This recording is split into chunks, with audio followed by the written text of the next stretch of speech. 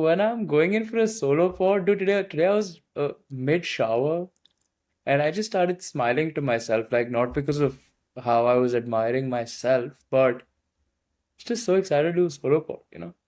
Just couldn't wait to pick your brain for a couple of hours. As much as I hate Couple of looking at your face for an hours. extended period of time. Absolutely. Fantastic. Today I Abs- wanna I wanna tickle your fancy on a couple of things. You know?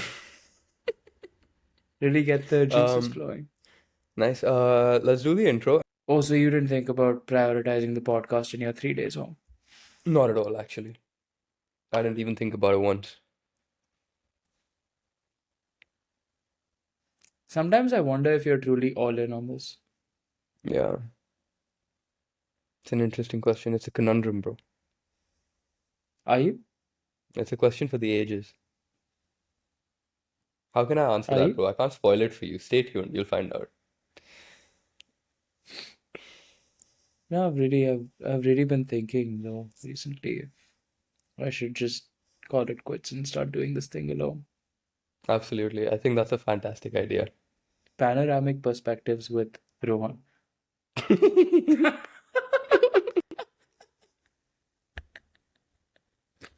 Bro, we should do two podcasts just for vibes and keep doing collabs. Panoramic Perspectives with Rohan, Chaotic Changes with Ribhav. What was the first one? Panoramic what? Perspectives with Rohan. You little cock.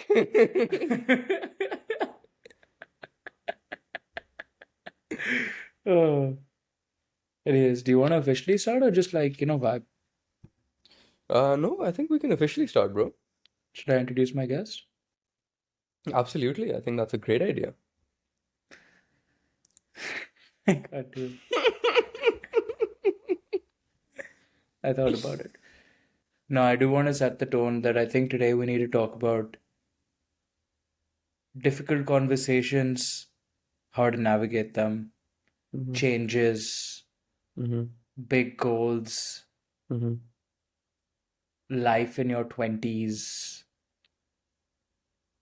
what 2025 is going to look like, things going on in our life.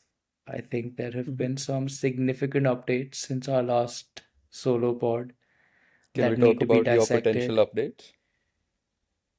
No. Not yet, okay. Um, so I think there's a lot to dissect, think about. Mm. But now we started the last one like this, and I'm going to start this the exact same way. What are we doing here? It's a good question, man. We're gonna have some tough conversations, as you said. Your life has seemingly changed a lot in the last 2 months. You've made arguably one of the biggest decisions of your life so far. And I just want you to talk to it a little bit more, let the viewers know what that decision was, and then let's talk about why you made it. Wow, you really straight into it. I thought, a few softballs and then we go there. Okay. Um, yeah, a lot has changed in the past, as you said, 2 months. I'm back in India now. Um, I've been in Canada, Toronto for 7 years. Made the move back now. I mean, I'll still be back and forth, but India is now the new base, which is interesting. Um, I haven't ever spent like 7 adult years or any adult years really anywhere outside of Toronto. And so I'm excited to see what the switch is like, what that dynamic of living with parents again now is like, what work is going to be like, just everything. It is, I won't say it's daunting, honestly. Maybe the first few days of that decision were a little daunting, but I'm very happy with it. Um, I've started thinking a lot more about what's really important to me in life. And of course, career and things, those things are there. I've always been ambitious. I always will be. Those things will always be on top. But my parents are also getting old now, and I think not spending a lot of time with them right now um, is something I'm going to gonna regret a lot later. And so if it was just for that one reason alone, I think the move back is worth it. But it's that, and then the new job that I'm starting is also remote, so I get to stay here, I get to work from here. I'll probably honestly be traveling a lot for work as well. Um, but yeah, I don't have to pay rent. It's great. Um, Life here is nice. I think it was time for a switch anyway. I've I've had enough of Toronto. But yeah. My eternal fear is always living with my parents full time again. Like, I don't know what that'll be like. It is a scary thing because your independence kind of goes away. Because, I mean, the Mm-hmm. life you have from, in school, asking for permission for every little thing, to suddenly, going to Japan and only telling them like a month after booking, like, oh, by the way, this happened and this is where I'm going with my friends. Like, that kind of independence, it's a change. I can't go out at 3 a.m., 2 a.m. anymore just like that. It's a thing. And they're chill. They're not, you know, they respect my space, my privacy, all of those things. But at the end of the day, it's still the same house. They still know everything that I'm up to, and I'm not used to that. But on the flip side, so I mean, I would say that is a downside. But on the flip side, I mean, they're my fucking parents. Like, I want to spend time with them.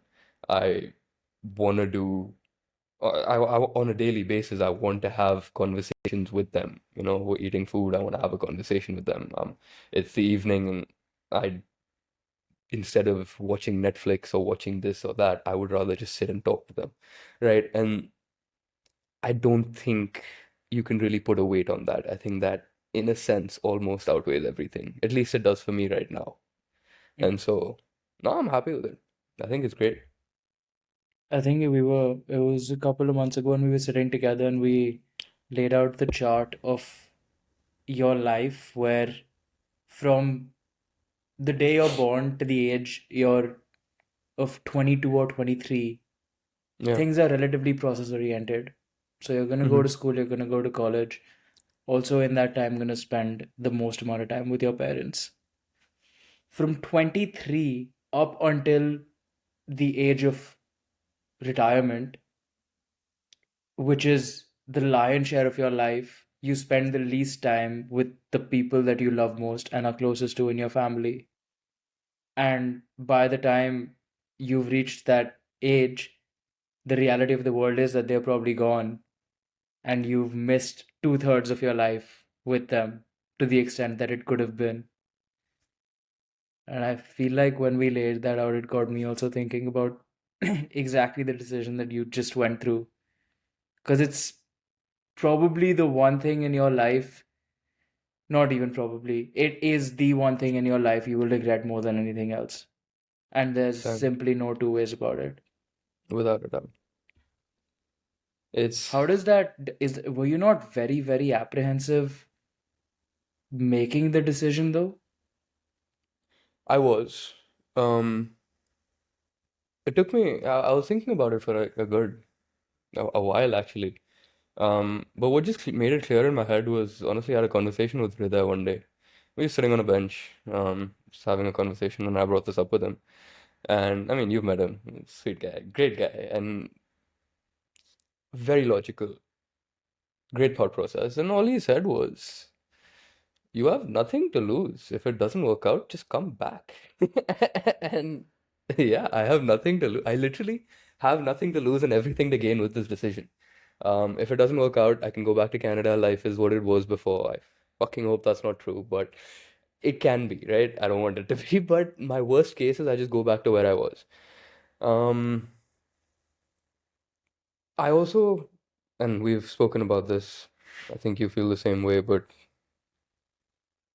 it's about time we start thinking of something of our own. Of course, we have this podcast, but um, more things of our own, whatever sort of a enterprise that may be.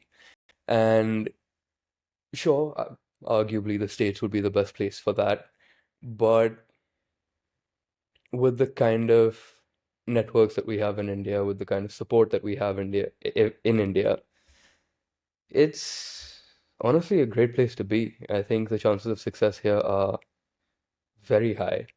And I mean, India is growing at an unprecedented rate. I think the economy is going to create unbelievable opportunities and the wealth creation that'll happen in the next wealth creation and just opportunity and impact creation that'll happen in the next decade, 15 years is going to be probably more than anywhere else in the world. And if we have the opportunity to make the most of that, I think it makes sense to do that, right?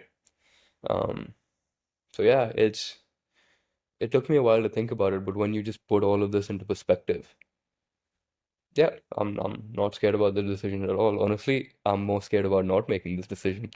So I guess that's what changed for me. And now that you've actually gone through with it, are you happy? Oh, definitely. I mean, it's only been a couple of days, so still very early to say anything. But yeah, I don't really see other than losing independence, I don't see any negatives whatsoever. How did it feel getting onto the flight in Toronto? Honestly, just normal. I don't think I processed it. Still don't think I've really processed it a lot, but it kind of started settling when I came home and I just, sat down, chatted with my parents. That was nice. Just knowing that, this is normal, that was nice. Um, yeah, the flight just felt like any other flight, honestly. I didn't think much of it just because the last week or 2 weeks in Canada were very, very hectic. And so didn't really have much time to think about a lot of that. But now, yeah, it feels great. It feels honestly fantastic. I feel like I'm gonna miss the food in Toronto though, but other than that, no, I'm happy. So you've I'm gone happy. I'm back very to happy. a lifetime supply of ghar ka khana. So if you talk about missing food anywhere, you and I are gonna have a problem. No, bro. No. See, Gurkha Khana's fantastic, right? Give it 4 5 months. The options that you have, like, bro, when you in New York, you just walk the streets and you see restaurants of all different kinds, and each one is a banger.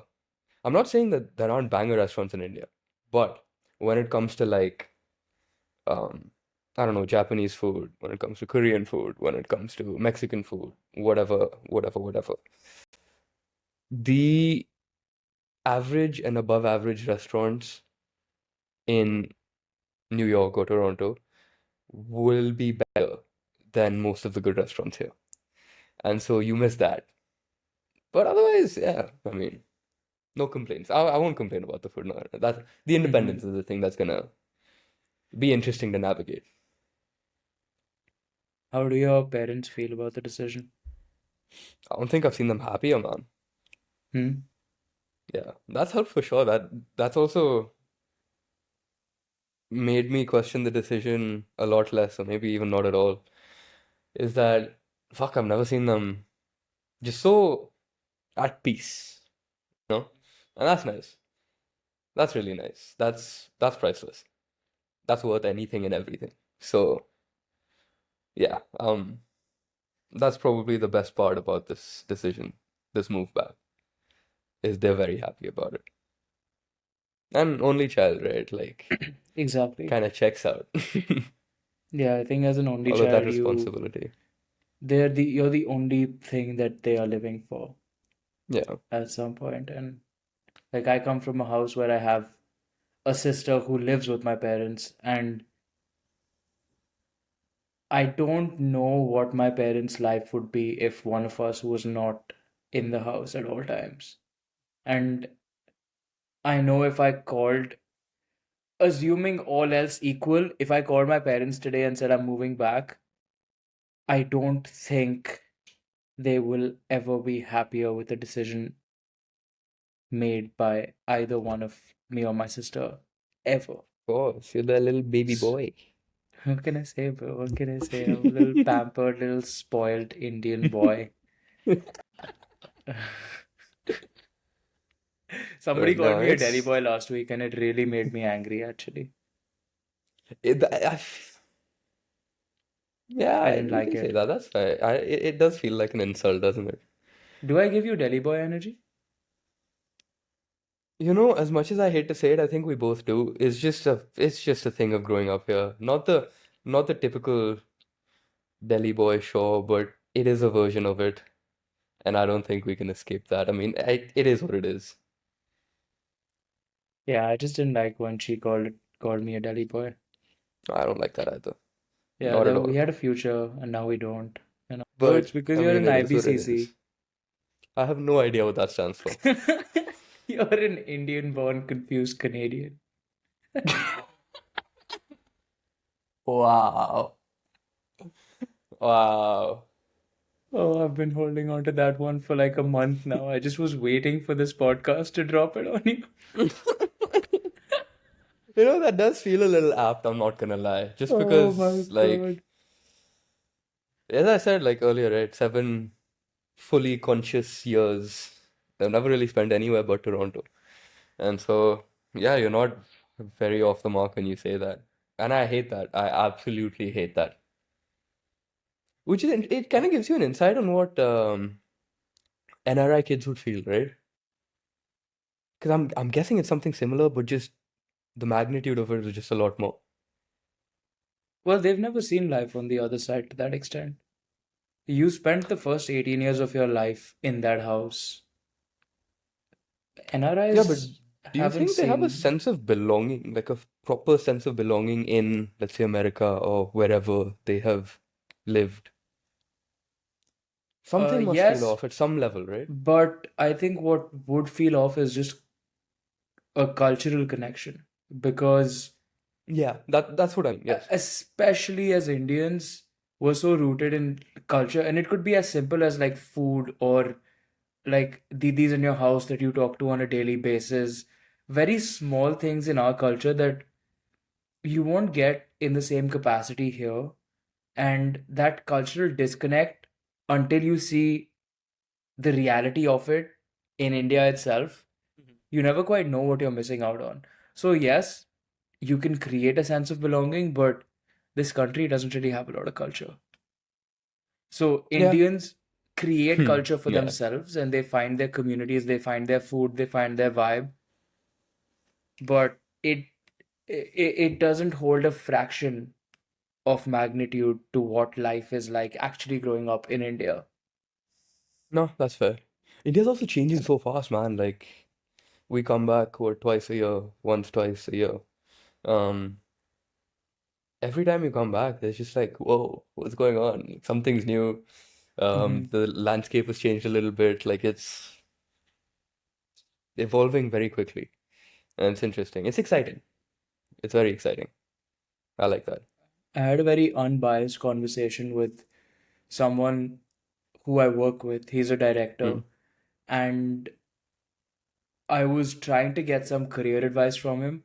I want to Mm-hmm. come to career later, but I was trying to get some career advice from him, and he doesn't know much about me. This was like my second conversation with him. He said, "You know what you should consider? You should Mm. consider doing something in India. Their market is growing really fast." And we went through this conversation, we dissected the Indian market, and off the record, I said to him, "Did you know that I grew up in India?" And he said, "Oh no, I couldn't have guessed." I'm like, firstly, really? What's wrong with you? And Yeah. secondly, I guess that makes me happy to know that there's people here who have unbiased said to me, "Get out of here and go back to your Mm-hmm. country." Yeah. And Yeah. it does go to show that everyone has an eye on it. The landscape, the opportunity, the potential, the money being invested, the quality of people is increasing, Mm-hmm. the quality of property is increasing. Mm-hmm. There's more to do in India now than most countries have to offer. And if that persists, India is going to be a fucking powerhouse. Definitely. I would argue the only other competition from our perspective, living wise, is either India or America. Like there is no other real competition. Sure, China is growing really fast, but fucking try and live there, right? So, you Try don't really having try have. having more than one kid there, bro. Oh yeah, they still have that in. That is. Can you imagine? Yeah. Can you imagine a case where your wife has kids and Yeah. the doctor comes back and says, "Sorry, we had to give one away." That'll be painful, man. Bro, wait. What happens if you have twins? They take one, probably kill one, Holy no, wait, put that them in the that can't be a abortion thing clinic. because like you're not supposed to have two kids, but if you're having one if kid, if but it just if the happens to be sperm is two. just so good, yeah. Yeah, yeah. Oh, That'd be dude, I interesting. just Are you looking searched it up? Yeah. what happens if you Yeah. Yeah. hand on head. I'm gonna Yeah. take a screenshot of this. Yes. What happens if you have twins in China is the leading result. You're joking. Having twins or triplets was not penalized. Oh, However, okay, that makes sense. twins were often seen as two children by Chinese authorities, leading to higher taxes and fines compared to single births. In some That's unfair. cases, twins Mm-hmm. were separated at birth due to the policy's constraint on family size. Wow. Wow. Yeah, that's not right. That is not right. Is it just population control? Yep, I think so. I don't, again, I, I I don't have a clue, but I think so. We've overtaken them in population, although. I think we absolutely. did I was like gonna. six, My eight next months ago, question was, something why like that. doesn't India do that? For precisely the reason you just read, man. It's fucking terrible. There has to be a better way. Oh my There has to God. be a better way. Heike, we should do a social experiment where we get someone to have twins in China right now, just to see how it turns out. I feel like just based on what we read right now, that's very unethical. And that violates a lot of moral things. I I don't would, think we should do I that. think you're erring on the side of immorality, but you're not entirely breaking the law. You know? Fair enough. Okay, but sure. Anyway, that's not important. Just food Let's for let's thought. switch gears, bro. Let's talk about the marathon you're about to run, bro. Your back is still injured and running is hard. Why are you doing it?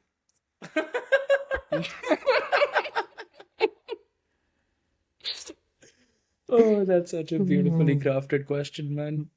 Put Yeah, that one in the archives. Uh, I have a couple of. First, let's the injury piece. Yes, yeah. my back is injured. It's getting better. Running is hard, but the lowest impact activity in a very large capacity that I can do. Even lifting weights, I can't do it to that extent where I show up every day and lift weights every day and I'll fix myself because that's very high strain, like high intensity for the body when you're recovering from an injury. Running, on the other hand, if you're running at a relatively slower pace, which is what you do when you train for a marathon, there is an element of your body taking a load, but again, much lower than sprinting, even playing football. I was playing football every Sunday. Like, Oh, yeah, is it's true. this running is even better than that, in my opinion, because you're sprinting, you're pivoting, trying to be very agile when you're playing football. With running, I'm just Forrest Gumping that shit. And run, Forrest, run is all I gotta do for an extended period of time. The why am I doing it? Because I got sick and tired of not talking, not walking the walk. I have, in my life, always felt like I am very elite when it comes to my physical ability, when it comes to my fitness ability. And a lot of my confidence comes from how fit I feel, or how physically healthy I feel. But with a marathon, only 1% of the world ever does it. Why would you not want to put yourself in a position where you can be part of the 1% in the world and achieve something that very few people in their lives will ever achieve? But I mean, there are so many ways of being 1%, right? Like, I'm sure there's some metric of lifting that'll put you in 1%. There's some metric of physique that'll put you in 1%. There's some metric of money that'll put you in 1%. There's some metric of something or the other. Like, so many ways of being in the 1%. So, why run? Just because that's one of the things your body allows you to do right now. No, actually, I think it's more so to prove to myself that I truly am as disciplined, focused, and ambitious as I say I am. Talk is fucking cheap, and That's true. I hate running. I truly do. I did 4 miles today. The only thought in my head at the end of it was, why am I doing this? And I like that thought because I need to be privy to my nutrition. I need to be very active with my recovery. I need to show up on the coldest days in New York and run 5 miles, 10 miles, 15 miles. It is going to put my body and my mind in situations that they have never been in. And I need to be very, very comfortable embracing that discomfort. And that's only going to happen if I keep watering the plant and continuing to chug away at something like this. And A lot of. I'm very competitive, and I feel like I needed something, some kind of purpose back in my life. And so New York gave me the bug to think about running a marathon. I hate living in New York for that reason.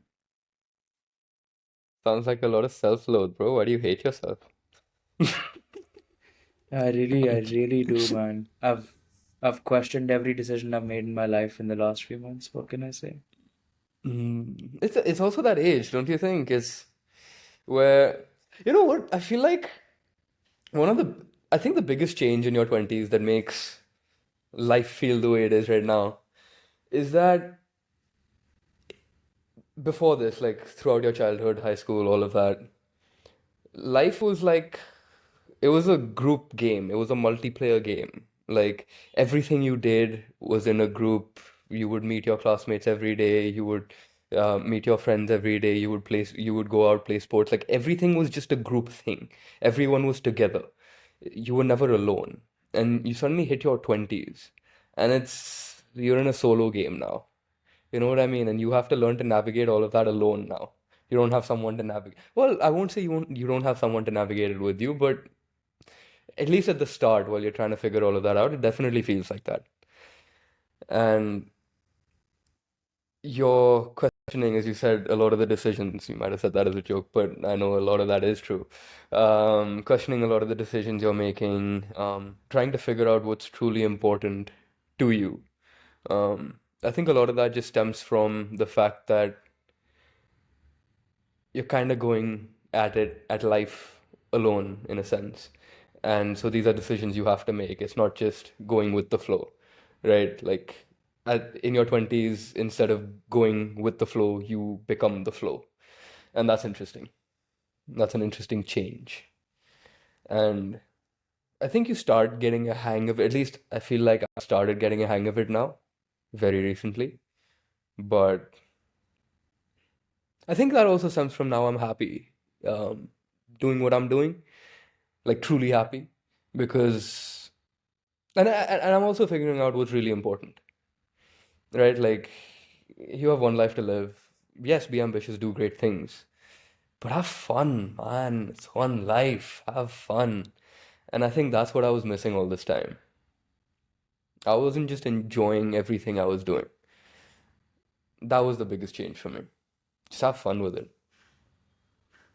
You get so comfortable making a decision as big as this and also truly believing that you're having fun with everything that you're doing.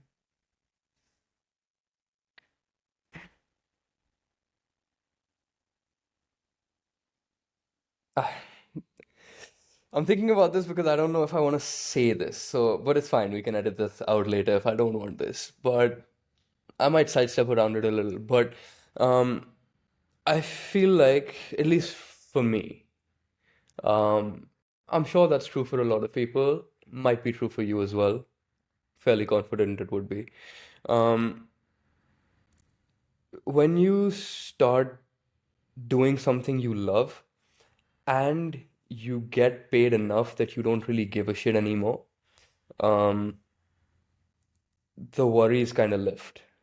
You know what I mean? Like you have just that kind of freedom to say fuck it and just vibe, just enjoy what's happening. Because like before, I mean, okay, I should preface this. It's just a regular job. It's not anything crazy. But it's a good step up from what I was doing before, and that makes a significant difference. It's not like before I would have to think about, oh, like I'm 25, I should be saving this much, I should be investing this much, blah, blah, blah, whatever. And then like you get a good offer afterwards, and then you're like, okay, I don't have to think about this as much because it's just going to happen anyway. You get what I mean? And that shift in mentality is absolutely huge. Feel like I've talked to you about this before as well. I've definitely talked to Shiv about this before. And it is I think you'll do the greatest things in your life once you're completely free of those little concerns that you have. Which is ironic because why do you think people who make a lot of money make even more money? It's because they stopped giving a shit and now they're just doing what they love doing. And that's where you create immense value. It's not by worrying about the little things. You have to change your perspective and really focus on what's important. And it's hard to do that when you're worrying about, those little milestones that you should have. And that perspective shift, I think, is happening for me now. And fuck, it's a great life after that, man. It's really nice because you can truly focus on what's important. I want to now build things that people will use, that people will really find, um, they'll really derive value from. And I mean, I'm doing AI research. It's a very ambitious project, and I'm very excited to be able to contribute the research in AI in the way that I think I will be able to. And that's very interesting. Whereas before, sure, I was still doing AI research in the gaming industry, but there was always that thing at the back of my mind, oh, like, what if I also do this? What if I also do that? Can I save a little more? Can I invest a little more? That was always a thing, right? And I'm not really worrying about those things anymore. And so it's just freedom. And that's not to say I'm not like I don't have um, the same ambition that I did before. If anything, I would argue it's more than before because now I see the light at the end of the tunnel, right? Like for a while, you're just in the darkness. You have that self-confidence, but every now and then you'll be like, am I just fucking stupid? Like maybe not. Like maybe I'll never make it. But when you see that light a little bit, that kind of ignites that fire a little more. And so, yeah, I forgot what the original question was, but um, I'm very, as of right now, I don't know if this will last till tomorrow. I don't know if this will last till next week. I don't know how long this is going to be. But as of right now, this moment, I'm very happy with where I am. It's refreshing because I it it seems after a very long time in your life you've come to be at peace. First time, I Like think. you, yeah, it's probably the first time because you're a very, very deep thinker. And Mm.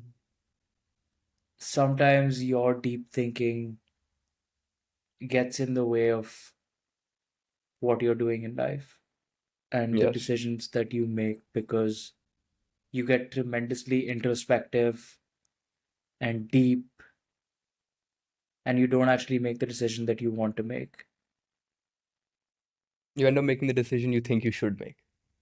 And this is the first time where I th- I don't think I believe you've led with heart and just made the decision that you know you had to make versus should have made. And that takes a lot of courage. I would argue it's also a decision I should have made. I think it's the confidence also, right? Like when you feel at peace in some sense, or at least that you're on the right track, it gives you the confidence to do what you want to do. And I would argue that you should do what you want to do every time. And so that confidence, I think, was lacking up until recently. And that's not to say that it won't lack later. In this very moment, I'm very happy, but that's not to say that'll last tomorrow, day after the day after that, and so on and so forth, right? I'm sure I'll hit another point probably relatively soon where I'll be in this place again, like, okay, what should I really be doing? Like, is this what's right? And I mean, that's just life. It keeps life interesting, doesn't it? Like, I don't want to be happy forever. That's boring. I love happiness, don't get me wrong. This is fantastic. But at some point, I'll want something interesting, right? And like some other feeling of, and I guess that also keeps you going in some It does. sense. Or maybe you can keep going when you're just at peace and happy. I don't know. I've never been here before, so we'll find out. I was actually reading, who is this? Chris Williamson. He had a post on Insta. He was talking about people who worry a lot and people who are very ambitious. And when they achieve a goal, they're like, oh, it's because I worried a lot. And I should continue worrying a lot because that's what pushes. And I think I've been like that all my life. But I don't think that's actually necessary. And so maybe this is a turning point where I can be happy and continue to keep pushing at the same rate or maybe in a faster rate than I was before. Again, I don't know. I felt this for fucking 2 months, like maybe 1 month actually, because it was a hectic time before I came back here. But yeah, I'll find out. But I'm excited to find out. It'll put you in a different place in your life that you've never visited. You're going to be in very Yeah, unexplored territory yeah. and you're going to have to get a lot more social and independent and figure life out in the country that you grew up in but never really lived in as an adult. So I think that's going to be unique for It's you. gonna be good. And it's also Mm-hmm. interesting because like when I look at all of my friends also, right? This year has been good for all of them. Um, I mean, it's been good for you. We can't talk about what's going on right now, but you have some good stuff going on right now. Omar, I don't know if we can talk about it. I'll edit this part out, but his show is coming out. Um, that's it's a big break for an actor. That's a hard thing to do, and he's doing very well now. Ishita, she's been the closest person to me for a very long time, and I'm very proud of what she's done this year. It's honestly nothing short of incredible. When I look at Shiv and Hriday, both of them are doing incredible things. His career is advancing in a magnificent way. Hriday is doing his PhD. His papers are very interesting. He's doing some very interesting work. And so, just when I look at the people closest to me in life, right, everyone is doing excellent things. And I think that makes me very happy. When you see people you care about just living a fantastic life, it's beautiful. I don't think there is any feeling in the world that comes close to that. Because this year's been great for my parents as well, right? Like my dad has worked on some projects that's been great. And they've never been happier. And so just everything put together, it's I think that perspective shift of it's really just about the people around you, nothing more. That has made me happier, man. It's all about the people. It's all life is about. It's all about the relationships with people. I think when you get exposed to people who are going after things at levels they have not been exposed to before, it exposes you to a new level in your own life. One that you wouldn't have seen if it wasn't for them being in your life. The level probably has nothing to do with you, but Mhm. you feel a part of it because you care so deeply for someone. And sometimes the only way to show that care is by celebrating something going on in their life. And it's a rewarding feeling when you can see the people closest to you do crazy shit and say, "Damn, bro, I'm fucking proud of you." And it truly propels you to want to do better in your own life because you're surrounded by that energy every single day in some capacity. And in this moment, I'm fucking proud of you, dude, because you've made some big moves. You've got a new job. You're happy. You're gonna be doing something you love. It's uh, it's made me want to push myself harder because the reward is greater than the sacrifice. But if you don't make the sacrifice, there's no reward. So you need to ride the momentum and ride the wave, and only then can you actually start living the life that you want to. Takes me back to the quote that you said in one of the podcasts where you were like, true hell is when the Mhm. person you are meets the person you could be. And Mhm. as I was editing that reel, Mhm. I questioned nearly everything for a brief moment. And I went into this state where I just put my head down, I shut my laptop, and I was like, who could I be? And why would it have to be hell? Why can we not make it heaven? And some things No, can only be seen from a different perspective. So, uh, it's interesting you brought that up right now because in the shower just before this, I was actually thinking of that exact quote. I don't know why it entered my mind, but it did. And the thought I had, and it made me very happy, was that again, I don't know what's gonna happen later, right? But in this very moment, I think I'm very close to the person I could be. Sure, there are other things that could have been better, blah blah blah, whatever, but I'm very close to the person, the best version of me that I could be right now. And I wouldn't want to be anything else right now. And I don't think I could really say that for any other part of my life. And that's very interesting. Maybe that's just what being at peace feels like, man. Like, it's beautiful. And yeah, I'm very grateful for that. Not something to take for granted at all. What has been some of your biggest learnings this year? Because I feel like this year has been very transformative for both of us.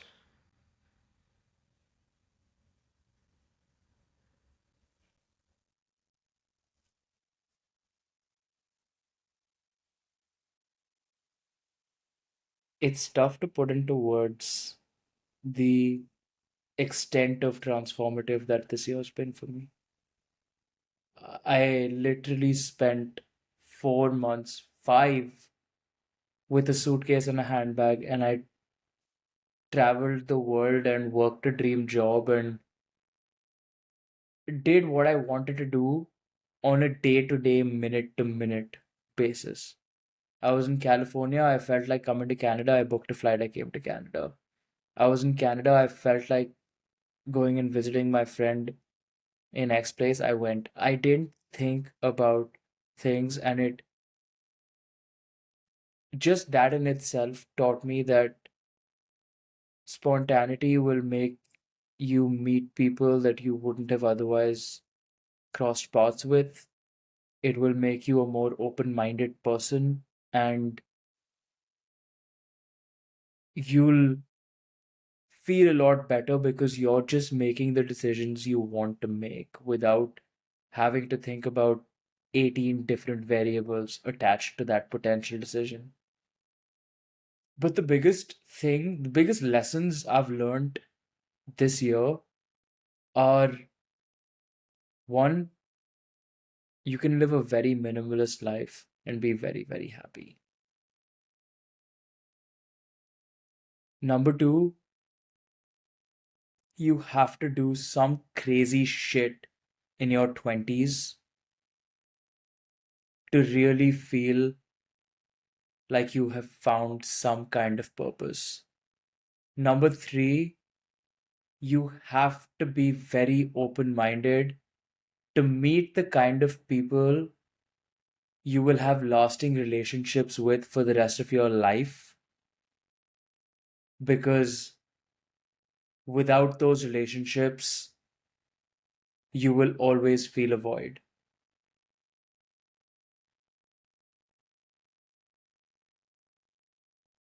I think those were the core learnings. There were more That nuanced learnings. I think that was more the objective learnings. I remember doing a LinkedIn post about this a couple of weeks ago as well, just talking about how crazy it was. But I think it taught me to do more of what I love. I love I love sport, I love travel, and I love being around people. How can I do more of that? This year I worked a dream job. I went for the Olympics. I was around sport. I literally saw tickets to a tennis tournament in New York. I immediately bought my tickets. Like, my mind has stopped thinking about, oh, this $200, $300, I could reallocate it somewhere else. I don't think about that. Can I build a memory dividend right now? That's the focus. Number two, I traveled the world. I met people from every nook and corner of the world. That shit's priceless, man. That shit is truly, truly priceless. It just unlocks perspective, and it unlocks conversations that you didn't know you'd ever have with people. The two guys that we met in Japan on the streets of Tokyo that we ended up going to party with, you can't, or the MMA fighter we met outside 7-Eleven and spoke to him for like 45 minutes. You can't meet those kind of people in your life if you're not open minded. And if you that's don't true. have the courage to just put yourself out there. And you have to do that. And to do that, you have to love yourself. You have to become more confident as a human being. You have to get more exposure. And that only comes by doing more shit that either makes you uncomfortable or by consistently doing shit that you love. So, yeah, this year I learned to embrace discomfort a lot more, man. And then I That's came back to beautiful. New York. The best time in your life to embrace it too, right? Bro, And the second point that you said, like in your 20s, you should do something high impact, something crazy, take the risk. And man, everyone fucking says that, and it's just true. You know? Yeah, it's it's, one I thing like, that I've been yeah. it's one thing that, sorry to cut you off, but it's one thing I've Oh, been that's good. dabbling over a lot, and Hmm. I want your perspective as well on this. Every time I speak to my social circle here, maybe in 27, 28, 29, whatever it is, and we're having these slightly wilder, more idealistic conversations. The only objection, the only conflict is, well, but then I won't have any work-life balance. And as of late, let me elaborate on that. It's literally like, if I go to work for like 8, 9 hours, 10 hours, and then I try to do some crazy shit, when do I live my life? That's the context of it. And that's what it all, that conversation always ends up going there. Man, it started boiling my blood because you can ask anybody who has dedicated their life to something about work life balance, and they're all gonna look at you and laugh because it does not exist. The idea of balance is a state of homeostasis. And if you're there, how are you going to elevate yourself to the above average and to the best if you're not putting in the extra work, if you're not putting in the extra hours, and if you're not truly believing that you're doing something that's going to leave a high lasting impact? That can only come when you internalize that work life balance does not exist. And for a period of time in your life, you have to live like that. 100%.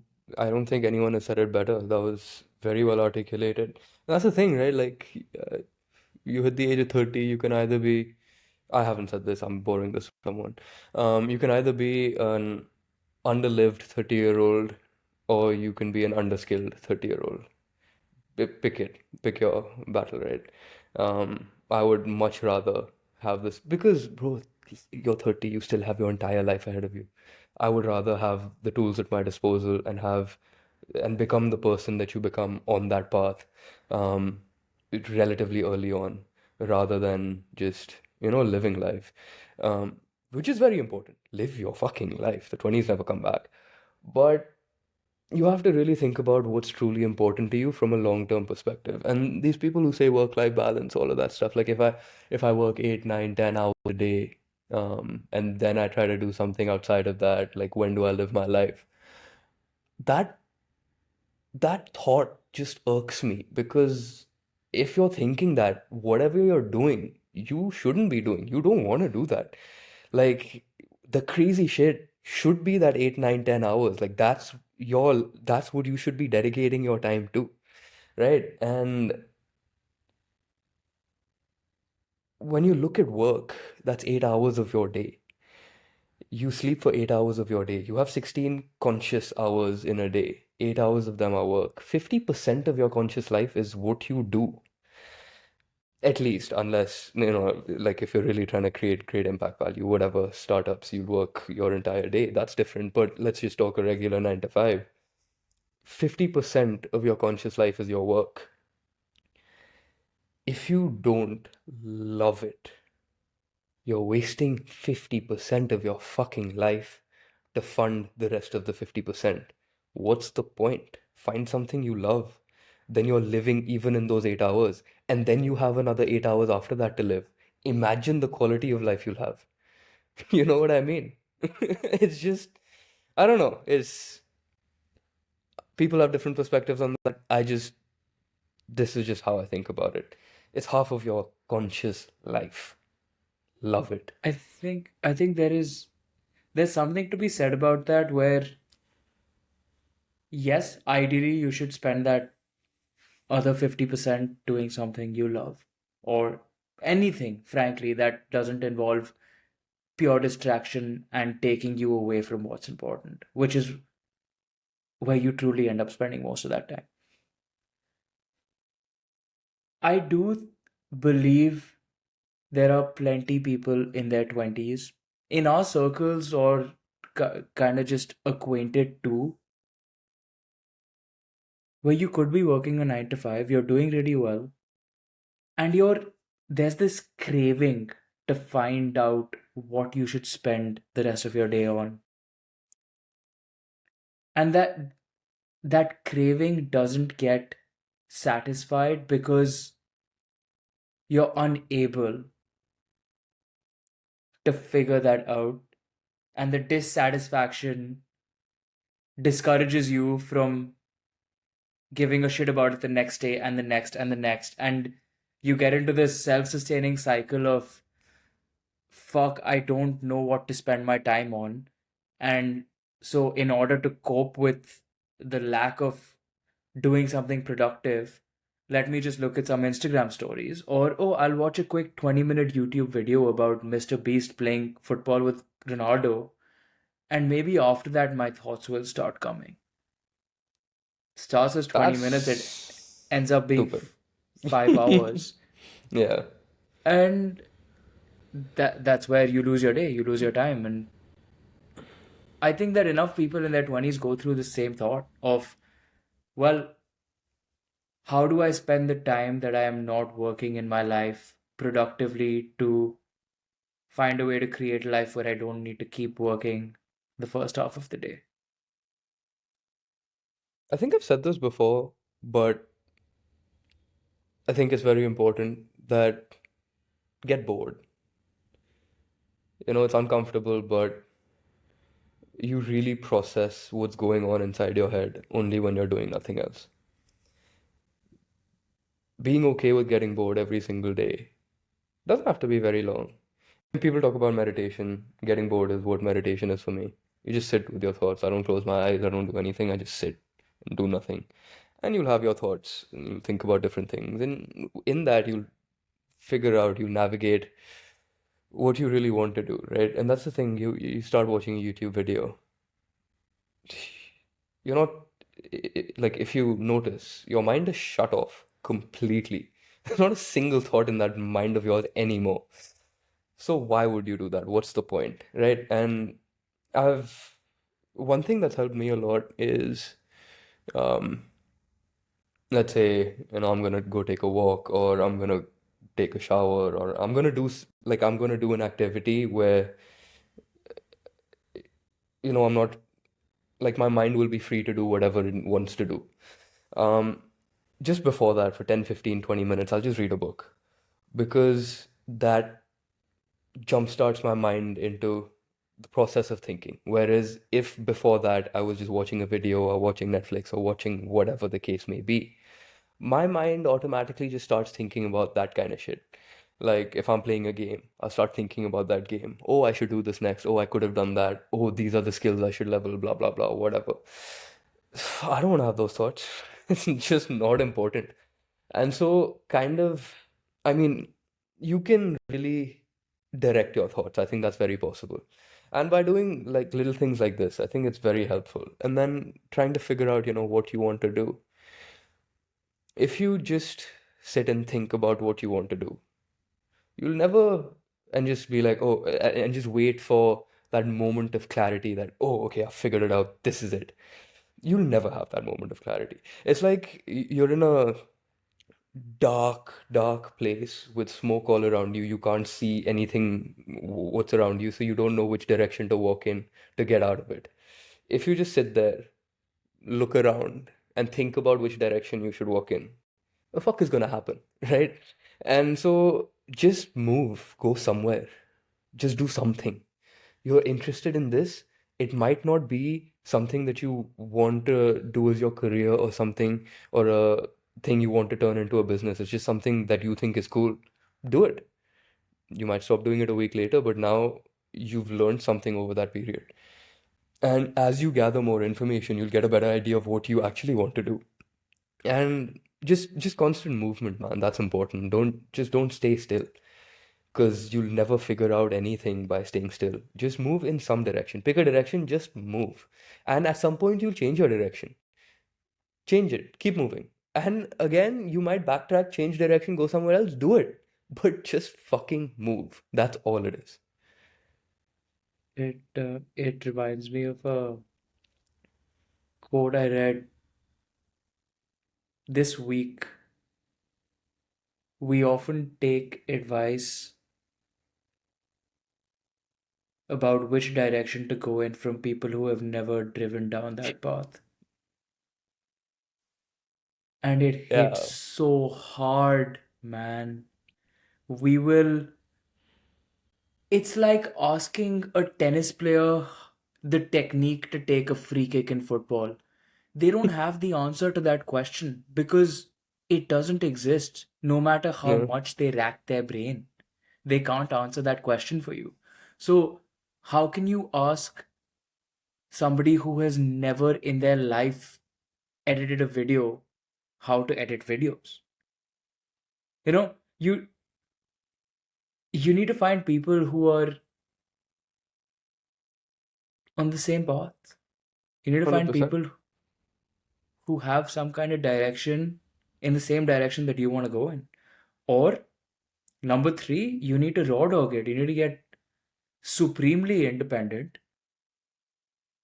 and very, very, very uncomfortable and learn it the hard way, where I actually think that's the best way because It's the you only have way. every resource available to you on the internet. And there's nothing you can't learn. It's just, it's That's the thing. You can a take. finish your thought. I'll come back. Yeah, you said it's the best way, and I think it is the only way. Like you can take advice from a tennis player on how to play tennis, sure. You can take an advice from someone who's had successful startups on how to build a successful startup, sure. But at the end of the day, every decision you make is your own because nobody has the kind of context and information about your life than you. I've known you for a very long time. We're very close, but I don't have as much context on your life as you do. And so you can hear whatever I have to say in my perspective on any decision that you want to make. But at the end of the day, you will make this decision for you because only you know what that is. And so it is the only way that you can progress. But yeah, sorry to cut you off. Go on. Yeah, that's simple as that. I mean, you need to get people will read the quote, you need to get comfortable being uncomfortable. They'll probably smile for a brief moment and they'll keep scrolling, right? I have personally struggled with a lot of this myself. And I've spent hours and hours in despair, like thinking, fuck, what do I do with the time that I'm not working? How should I curate my life in a way where I look back and I say, wow, thank God I spent my time that way. I've truly had multiple existential crises about how to find what I want to do, how to get closer to getting away from the things I don't want to do. Sometimes that answer doesn't exist in theory. That answer well and truly only exists in practice. So I've resold shoes, I've resold watches, I've resold colognes, I've freaking traded crypto, I've traded NFTs. That's like already five different things. And I will do whatever else I need to do to zone in on one or two. Or any of these my long-term careers? No. Are they all uh, multiple choice things that I can just eliminate knowing that it's not something I want to do? Yes. So it's a function of trial and error in your own life. And just if you don't have an answer to the question of what you love or what you're passionate about, find things that bring you some kind of excitement. It could be cooking, it could be spending time with dogs, it could be writing reviews for products or buying products.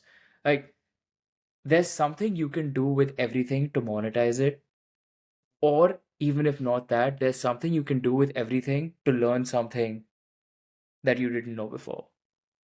And that's only going to come with some kind of creative outlet of your own, which gets you closer to that answer. That's one thing that I've seen that I've learned from you firsthand is that like you've all at least definitely this past year, but honestly throughout, you always you find something interesting, you do some research on it, you figure it out, you start spending time doing it. Um, and that's inspiring. I don't necessarily think, and I could be wrong, I don't necessarily think it stems like that. Like you doing that stems from, oh, I'll learn something new. I don't think it's the positive thing that makes you do it. I think it's the negative side of it that makes you do it. Is like, fuck, I should do something. And so I feel like you're motivated by, oh, if I don't do anything, I'll regret that. Oh, I should do something with my life. I'll look back and I'm wasting time. Like I think and I'm similar. Like I think you are motivated by that negative side of the thing. But if you just take a step back and look at the positives, like everything you just said, you have been doing for the longest time. You've just been motivated by the flip side of it, is that if I don't do this, I'll be, you know, won't do well in life, I'll be a loser, I won't learn, etc., etc. But you have been doing exactly what you said just now for a very long time. And so I think just taking a step back and appreciating that is also very important. Yeah, definitely. I mean, the most negative side of it that I need to always keep front and center of my mind is I gotta keep paying rent in New York, and that doesn't happen very easily. So it doesn't matter who you are, you're trying to find some other way to make an extra couple $100. Everybody in this Sure. city, which is also nice because Yeah. people are doing some of the most creative things to make money. And like, Elon Musk said this, right? And you keep bringing this up with me. The day you can learn that making $10,000 is easier than saving $10,000 Yeah. is the day that you've truly achieved financial freedom.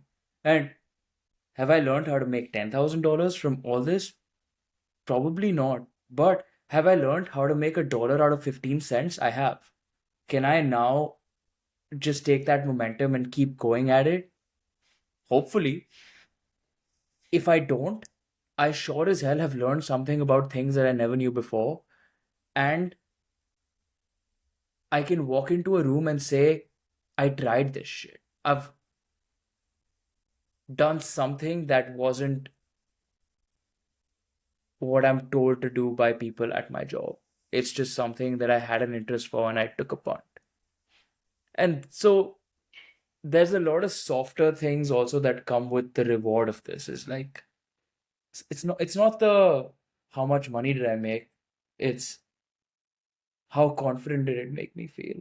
Like when I walk into a room now, can I look someone dead in the eyes and say, yeah, of course, like I don't mind trying shit and not being good at it, but I learn it, you know?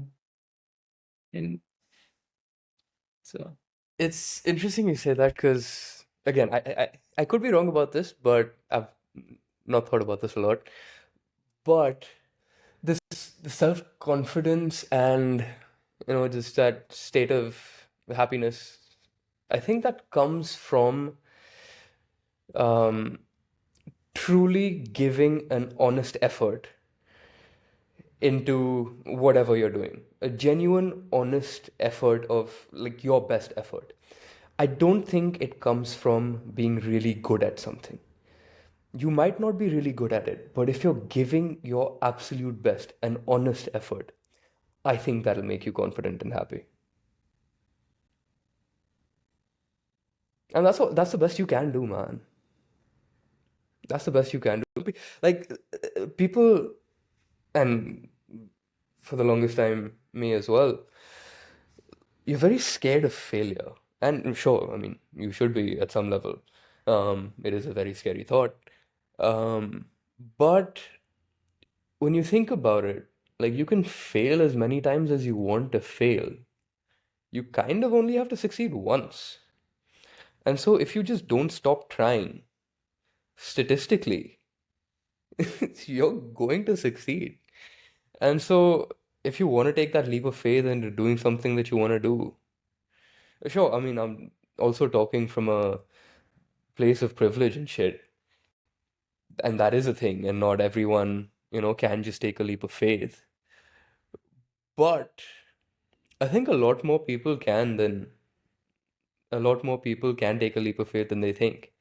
Like a lot, you get what I'm trying to say.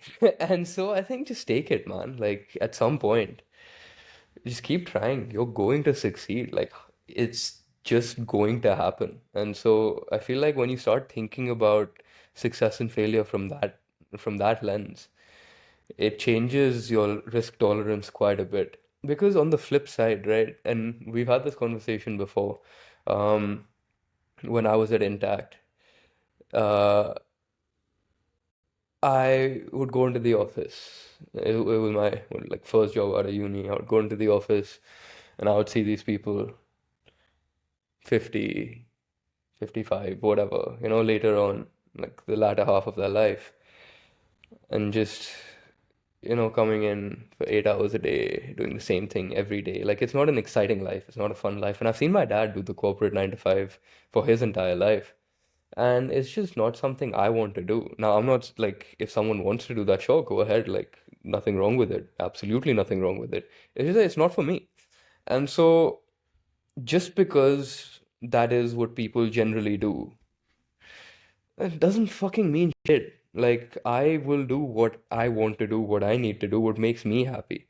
And taking that jump can be a little daunting at first, but once you've made it, you'll just think about why you didn't do it earlier, right? And it's that opportunity cost. Sure, you can stay with what is supposed to be done. And if someone is listening to this, that was in air quotes because nothing is supposed to be done. But uh, you kind of miss out on like your opportunity cost is what could be like the health thing you brought up at the start of this, like a while ago. When you look back at your life, do you really gonna be like, fuck, I've just wasted it doing what other people wanted me to do? Fuck other people. It's your life. No one cares about you the way you care about you. Do what you need to do. And I feel like that gets lost, man. That really gets lost. And times are changing. Like 9 to 5 used to be, the best thing someone could do. It really isn't anymore. If you look at lifestyle wise, right? The cost of owning a house has, I don't know the number, so I'm gonna make it up, but the the magnitude of the difference will be accurate. And so like if the cost of owning a house has gone up like 10 times in the past, let's say 20 years, if it's gone up 10x, it's probably more than that, but let's say it's gone up 10x. Salaries have only gone up like 2x. And so what a 9 to 5 used to be for our parents and their parents and whatever is not what it is for us now. It's just not a thing. The world is changing. Change with it. And I think that adaptable mindset is probably the most important thing you can inculcate in yourself. Because, like, we're 25 right now, life is a certain way. When we're 35, when we're 40, life is going to be very different, especially at the rate at which things are changing. And so, the best thing you can do for yourself is become that person that's okay with, as you said, being uncomfortable, okay with change, and not just okay with change, embrace it. Think of it as something that's fun, it's interesting, you get to learn from it. I think that's the best thing you can do for yourself. Be happy with that, you know? Let's let's talk to the people who are in their lives who feel like they're at the cusp of change but are scared to take that final leap of faith. What do they need to be doing right now? Well, first off, I think I said this in our first ever pod also. We're 25. Don't listen to us. Take this for what it is. We don't know shit. Um, but that's the thing, right? Whoever that person is, they have best context of their own life. And so they have to figure out what is best for them. From our perspective of privilege,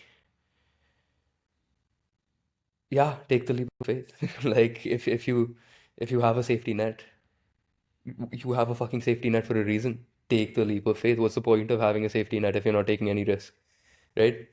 Um, Take that leap of faith.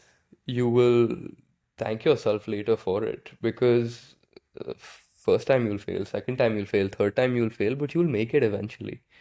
And when you do, the satisfaction that you'll get, is unparalleled, right? And I mean, that's nothing to say that, either of us have, done anything in life that's making us that satisfied. We're 25, we haven't done shit, but I feel like we're on the right path, right? And just that feeling is beautiful. Just the feeling of being or believing that you're on the right path is so satisfying. It's nothing comes close to that. And so why would you not put yourself in that position, right? Like if you love something and you really want to do it, don't let someone tell you that you shouldn't. Fuck them. It's your life. You have one life to live. Live it. Have fun with it. There's People need to have more fun, man. And when I say fun, I don't mean be a degenerate and squander all your money and do this and that. No, like But don't also just do that sometimes. also do that sometimes. It's very important. And actually, we should probably address this because it might like people might take this in the wrong way in the sense that, how we've talked this entire podcast about, just having fun with it, not taking, things as seriously as we have been. Like that's been a general theme. And I think it's very important to say that that is true from our perspectives because we have beat ourselves up about this for very long. We're very ambitious and dedicated people. Like we keep our head down, we keep moving forward, and that's all we do. That's all I've done for the past 7 years. I haven't had a social life. I haven't done anything but be productive. An occasional holiday every now and then, but my life has just been put your head down, whether it's fun, whether it's not fun, you need to do what you need to do, and you just keep going. And coming from that, a little bit of just living for yourself is very important. And it's improved my quality of life significantly. But if you're coming from the perspective of, and I know people like this also who just party, just enjoy life, like they'll work, they'll get their money, they'll invest some of it, and then they'll just vibe, they'll just have fun. And if you're coming from that perspective, what we're saying of, just have fun with it probably doesn't resonate with you because all you're doing is just having fun with it. Um, and so there is that, somewhere on that spectrum where fun versus just keep your head down and do what you need to do. And you have to be somewhere on that. Um, but yeah, the moment you're on the side of, oh, you need to do what you need to do, but that itself becomes fun, I think that's where life truly is just bliss. And I'm not saying that is for me right now, but I can see that happen. And that's exciting. I was reading Zero to One yesterday by Peter Thiel, and he was talking about the concept of secrets and Mm-hmm. how every big thing that's ever done was at some point a secret. Mm-hmm. Nobody knew what the railway system was until somebody figured it out. Nobody knew that you could connect the entire world through technology until someone did. Mm-hmm. And the crux of the point he was trying to make was people who believe that everything worth doing in life has already been done should feign an allergy for accomplishment and become a barista. And bro, for a That's second, beautiful. I nearly walked into Starbucks and put in a job application because I was like, वो secret तो नहीं मिल रहा. I don't know what to do right now. But it was so deep that it made me remember the quote like on the tip of my tongue, man. I dropped it to someone in the office yesterday also. They were like, what's happened today, Rohan? Come on, dropping bombs out here. But all that to say is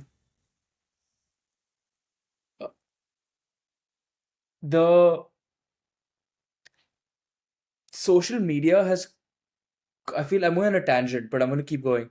Social media Right. has caused this kind of like flatness where you feel like you're competing with the entire world now, and there's no ceiling to your competition, or at least the proverbial competition, when in reality, you're only seeing a small subset. And whatever you think is worth doing.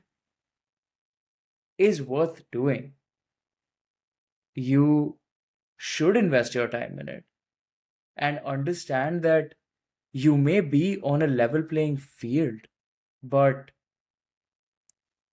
you could still do it better. You could still find something that hasn't been done. It doesn't have to be groundbreaking, but it could be the smallest thing that you find and you disrupt there.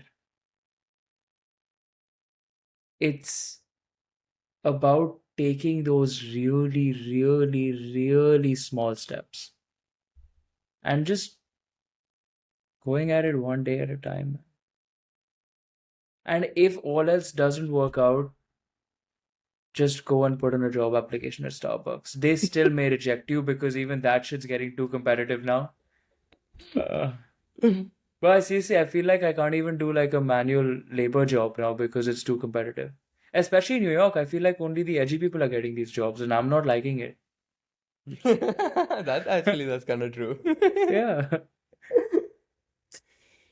It's, but yeah, that flatness definitely gets me thinking about how the world is going to change over the next few years. Yeah. But also, And finish your thought. no, no, no. Go. No, you go. It just popped into my head that, you know, one thing that might scare people into, taking that leap, rather than a 9 to 5. Because, I mean, at the end of the day, a 9 to 5 is easy, right? Like, you get in, you get out, there's no risk, minimal risk, and you get paid and you can live your life, and it is what it is, right? And if you, venture out on your own, it's you have to put in a lot of effort. It's a lot more effort than your 9 to 5. And that can be daunting to people. And that's fair. But if you think about what really energizes you, it's doing something you love and getting good at it. And when things start going right, things start going your way. That energizes you. Like if you're a founder of a startup, it's tough, sure. But the moment things start going right, you'll continuously be putting a lot of effort. But when anything goes right, that energizes you. Whereas when you're at your 9 to 5, things go right, sure. How much energy do you get from that? How much satisfaction do you get from that? Right? And for me, there wasn't a lot of that. For someone who gets a lot of happiness creating impact at their company, good for you. That maybe that's what you should do. But that wasn't the case for me. And if that's not the case for you, don't be scared of the hard work because honestly, you might love it and you won't know until you try. I think that discourages a lot of people, and I don't think it should.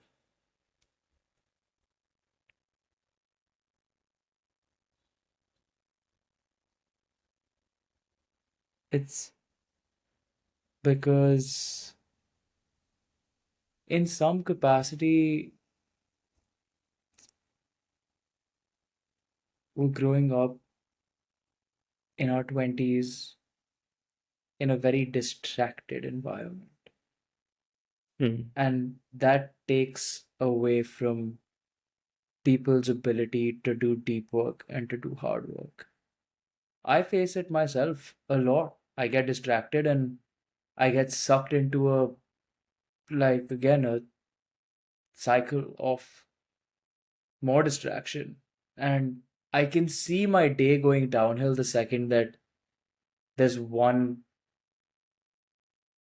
element of it that has just taken a turn for the worse.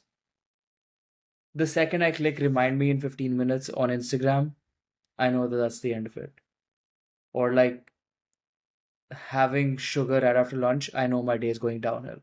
There are things that I have figured out in my life that cause me to have a very low energy, distracted, like dissatisfying day. Do I still have them? I do. Have I tried to limit them? I have. Uh, but all that to say, the ability to do deep work and hard work has depleted.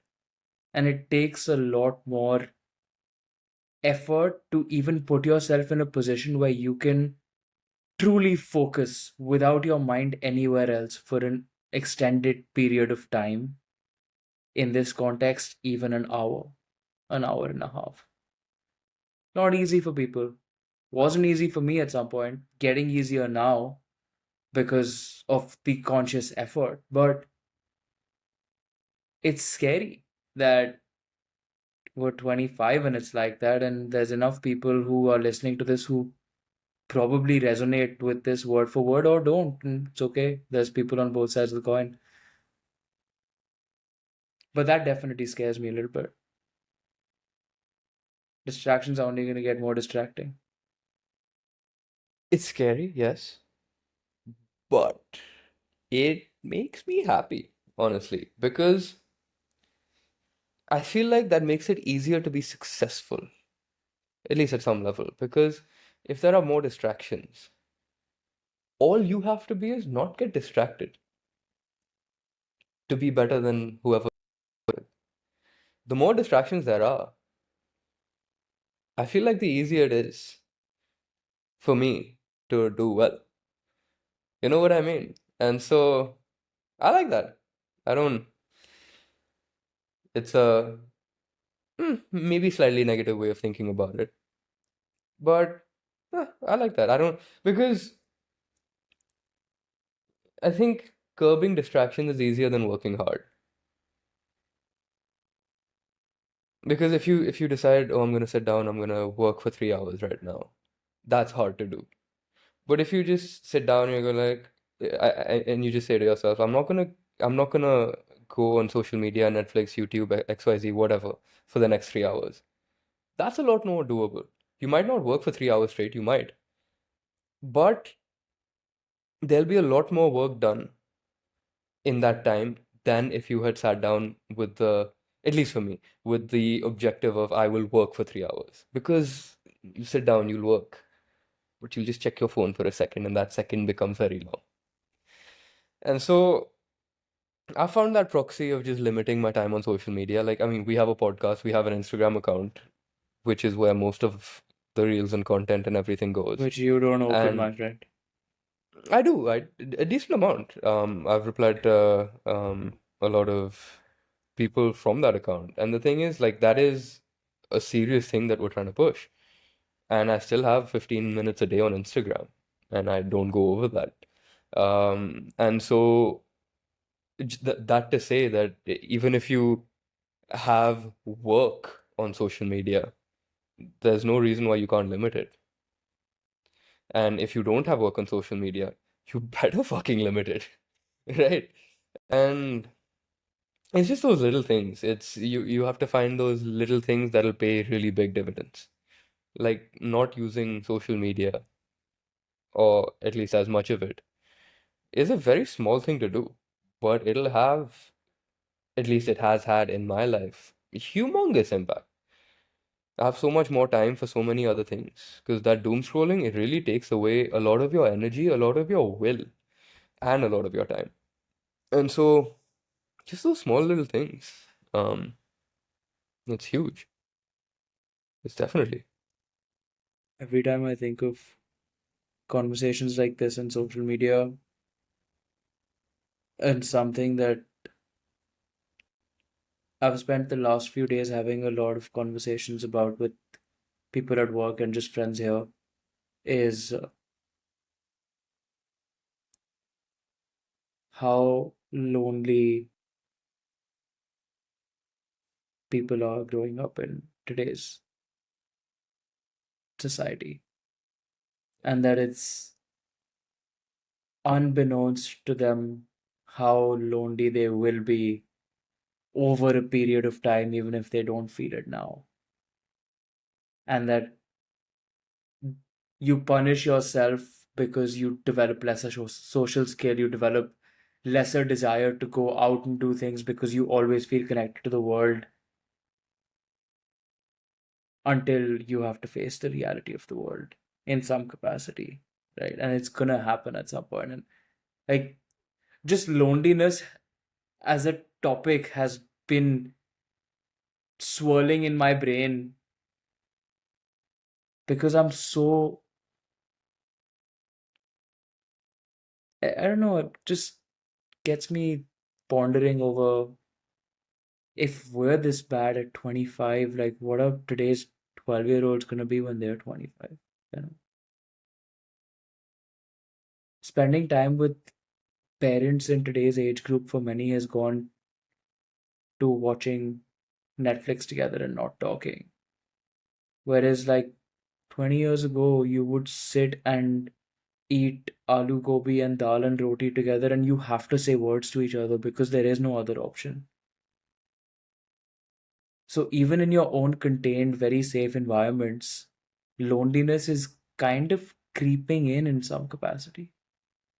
Because even there, it's not like you're constantly practicing the social skills, you're not constantly practicing your extroverted side. Like you're okay just being how you would be if you were just gonna get lonely because of everything that life has to offer today. That scares me. That gets me thinking. That's the problem. These things, a lot of what technology has given us takes over people's life.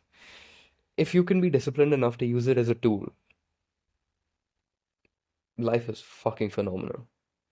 But the moment you just give in to, oh, I'll binge watch this show right now, or I'm spending time with someone, let's watch something together. You get out of that habit, life is great. Life is phenomenal. And yeah, what what do you want to get out of 2025?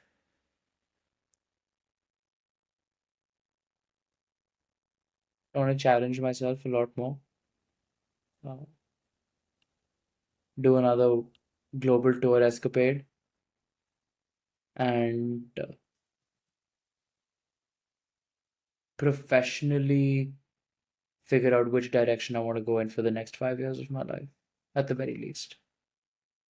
Next year is entirely focused on professional and physical, truly. And the first 3 months are going to put me mentally and physically to a test that I've never been, even explored. It's uncharted territory, and I'm fucking excited. So that's things that I want to focus on. That's brilliant. I What's like the on world tour, bro. Where are we going first? uh, a couple would probably do a little bit of Southeast Asia to start, and Oh, then that's a good idea. hopefully we can hit Europe and end with Australia. Ooh, that would be Australia is my fun. dream destination. I need to find my way to Australia. Bro, I feel like 2025 is Put the some year shrimp on the where we barbie, mate. Yeah, 2025 is the year when you were I saying. think 2025 is the year we just kidnap Omar. Like, I don't think we ask him for trips anymore. I think we just show up at his house, we tie him up, we blindfold him, we put him in the car, and we just go. I think the better strategy is on the next time we see him, we take pictures of his credit card and we just book for us now. When we have his credit card in our hands, we don't just book for him. It's a group We book for expense. all of us. Yeah. That's fair. That's fair. Yeah. You know what? I hope this fucker listens to this episode because this episode might guilt him into spending more time with us and coming on trips with us. Because we're just so enterprising, we're such a joy to be around. And I just wish that he could see more of that. Yeah. Yeah. Uh, Yeah. I think very important is the other P that's a focus for next year is the podcast. Yeah. And What was the first P? What do you mean other P? You didn't say any other. You Professionally just and physically. oh, Get on the smart program, boy, bro. smart boy. I'm all about them alliterations. Don't worry about it. Okay, okay, Uh, okay. oh, you're gonna run our business into the ground, man. Like, I'm scared to go like monk mode for even 3 days because you'll just put up some story and that'll be the end of our brand. No, no. I think my I don't even have words for it, man. That is very possible. But it just is what it is, man. Like I am weird the way I am, and I don't give a fuck. Yeah, so let me do the brand building and you just focus on running your mouth. Okay? Yeah, I love running my mouth. It's great. Oh, yeah. Uh, yeah, that's absolutely a great skill to have, Mhm. especially with how diverse the world is becoming and the kind of optionality that we have. Okay, great. I think that running your Yeah, so mouth's a what's great what's skill. next for the podcast in 25, brother? Merch, bro. Hmm. Merch is on its way, which is Which is good, but exciting. talk to me about the podcast. I think 2025 is going to be laser focused on new content types, uh, a lot of different kinds of guests, increased production quality, more things that the peoples want to hear, and getting closer to our goal of being the biggest podcast that India has ever seen. What do you think? Yeah, I'm with you on that. I think the diversity of content is what excites me. Um, like that thing of doing an activity with the whatever the guest specialization is in the sense that we just had asked her, do a podcast with her on the golf course. We had Varun Sanyal, you know, do a podcast with him. Let's see how he calls himself the champion of Montenegro when I'm choking him out. Like I think I think that'll be I think Let's see those how type of Griff calls himself the best basketballer when I dunk on him. exactly like these things need to happen, and I think that'll be very interesting because you get to see a side of these people that makes them who they are, and you get to see that live in action, and that's interesting. That's exciting. And so I'm definitely most excited for that. Now, the logistics of how we'll do that, honestly, that in and of itself gives me a migraine. But no, we'll find an editor, we'll find this, that. It'll happen. It'll happen. But that's the thing, right? Like, I'm really happy with how we've just gone forward with the podcast because we've had like we didn't get an editor. We have no idea on how to do any of this. We just dove head first, right? And sometimes you just gotta dive head first and you figure it out. And honestly, for most things, if you just sit and plan, you'll never get anywhere. You just dive in head first and then you figure it out on the way and it'll work out. Or it won't and it wasn't meant to and you do something else and that's fine. But just dive in, dude. Like This look at is our production quality for most of the podcasts, and I mean even now it's honestly pretty shit. Like if we were really going hard on the branding, production and everything, like we'd have a similar theme in the background, like we would have like if we're going, pink and whatever, like that shade of pink for our logo, then we would have like that slightly pink lighting in the background so it looks uniform for both the cameras and it doesn't look like we're in different like we would do a lot of those things and we will do a lot of those things and we haven't yet. But sometimes you just gotta dive in and figure it out as it goes along. We're still learning. We're not gonna get it. We were never gonna get it right the first time. We're not gonna get it right in 2025. We'll get better, and that's all that matters, right? something I heard today. When a when a bird lands on a tree, Hmm. does it trust the branch or does it trust its wings?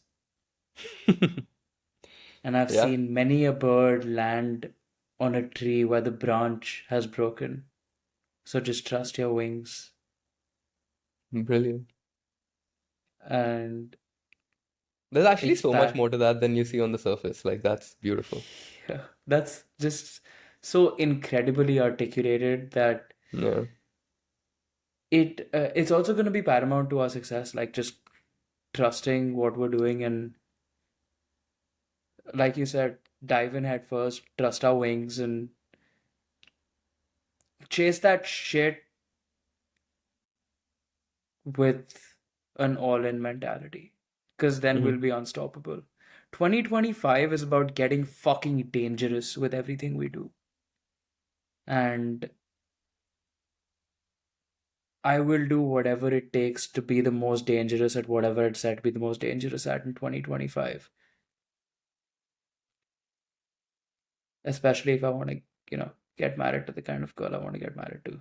Gotta be fucking dangerous for that stuff. So, Everything comes down to fucking sex and reproduction.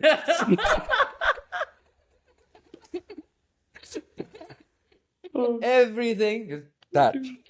it's a very necessary evil in this life. Yeah. Yeah. When do you think you'll get married, bro? 2036. You? Definitely before you. Okay, that's.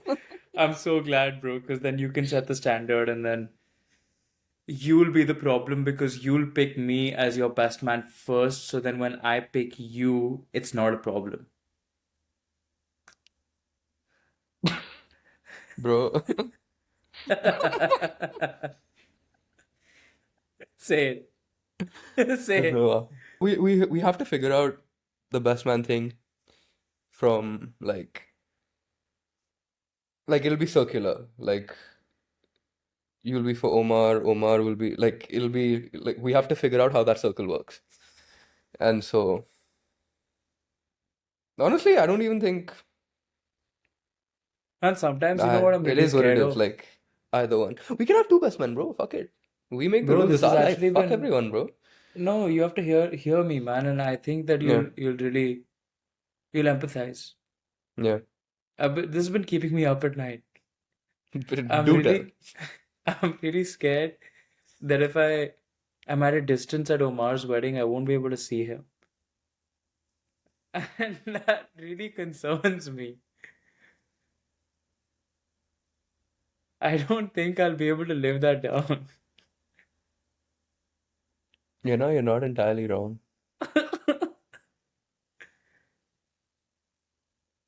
The guest list will have to be short.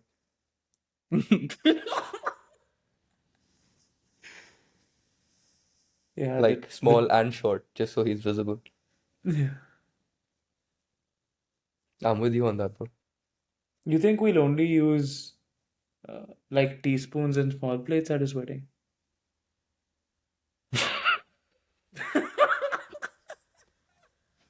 Man, so out of pocket. It took me a second. It just took me a second. What?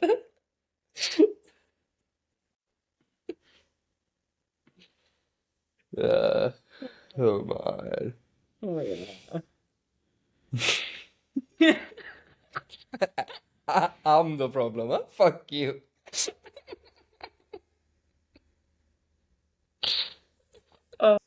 I think that we've covered everything important. And if there's one thing that I would want to leave the people with after an episode like this is if you're feeling lost, it's okay. If you're confused, it's okay. If you're skeptical about something, it's okay. But find something, anything in your life that makes you feel a little bit uncomfortable and do it every single day and embrace the discomfort and then do it again and then do it again for 30 days and reap the reward at the end of those 30 days and see how you will stack up the desire to do more uncomfortable things because you embraced it. And I love you guys. You? I think I'd say the same thing. I think that's probably the biggest takeaway from this conversation. Although I would change, like, so you said pick something that makes you uncomfortable and do it. I would say pick something that you love and just do that. And I think the uncomfortable thing will be doing it consistently, doing it every day, and there will be hard things to do in that. And there will be times you want to give up, and those are the uncomfortable things that you should navigate and you should keep on going. But pick something you love and just have fun with it, man. Just keep going. Do something that matters to you. And again, just have fun with it, make the most of it, work hard. There is no substitute in life for working hard. And don't take shit so serious. Or at least have moments where you don't, you know? Yeah. And always remember, we're just two 25-year-olds running our mouth on the internet, so you don't need to Yep. believe every word we say, but some of them. Yep. We love you Yep. guys. Thank you for listening to another episode of Panoramic Perspectives with Rohan and Chaotic Changes with Ribhav. We we we can't wait to welcome you to the next episode. There's a lot of exciting things coming up in 2025 for us, and man, we are so excited to take you guys on this journey because it's some of the most rewarding stuff that we have ever done, and we can't wait to bring more of it to you guys. And we appreciate all the love you give us, and we appreciate all the time that you invest in us, in the podcast, and in engaging with us. If we haven't said it already, we love you, and we hope that you have a lovely holiday season. You? What me? That's it, bro. You said it Okay. all. Okay. Okay. Am I not such a Okay. greatly articulated human beings? Okay. Okay.